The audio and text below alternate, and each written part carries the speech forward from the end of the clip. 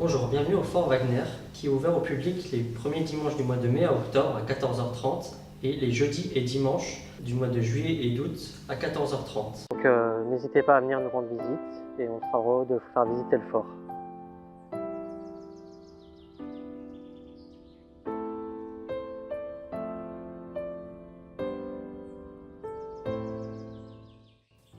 Le groupe fortifié de l'Aisne ou Feste Wagner, d'après son nom d'origine, a été construit en 1904 par les Allemands qui détenaient à ce moment l'Alsace et la Moselle.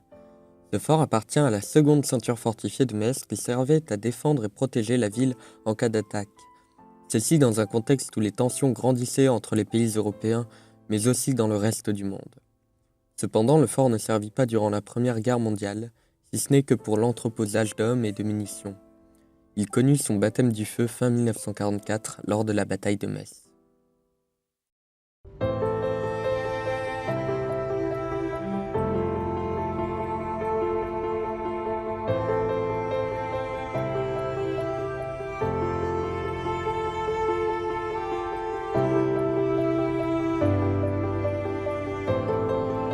mont de charge, donc il y avait un mont de charge par tourelle pour ce bâtiment-là.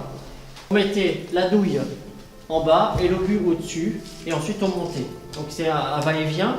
Une fois que l'obus était tiré, on récupérait la douille, donc il mettait la douille dans l'autre mont de charge et on montait comme ça. 2 coups à la minute. Un obus c'est à peu près 50 kg. Donc c'est la taille qui se trouve derrière vous là-bas, à peu près 50 kg. Et la douille en elle-même 5 kg et les charges de poudre ça peut monter jusqu'à 3 kg. Ça c'est la grue qu'on a utilisée pour mettre les tourelles pour canon de 10 cm, 26 tonnes. Ça c'est des photos d'origine qu'on a retrouvées, donc c'est exactement le même angle et tout ça. On voit bien que les tourelles sont mouchetées.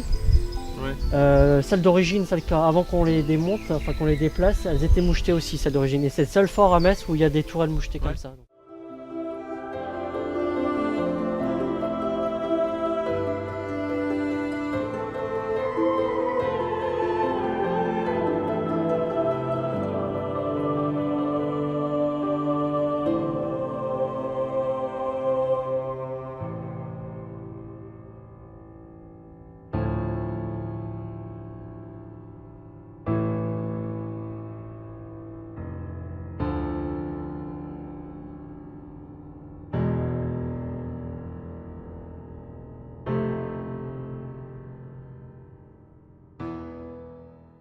Ces canons, ils ont une cadence de tir de 30 coups à la minute.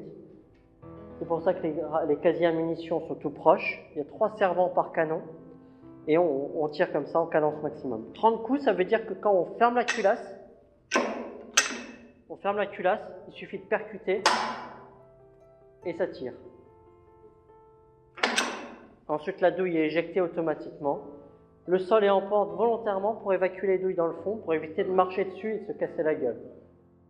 En 1982, l'ADFM, l'Association pour la découverte de la fortification messine, composée de bénévoles, reprend le fort qui est alors à l'abandon. Son objectif est de sauvegarder le fort en le restaurant et en l'entretenant pour vous faire découvrir, à travers leur passion, l'histoire de ces châteaux forts du XXe siècle.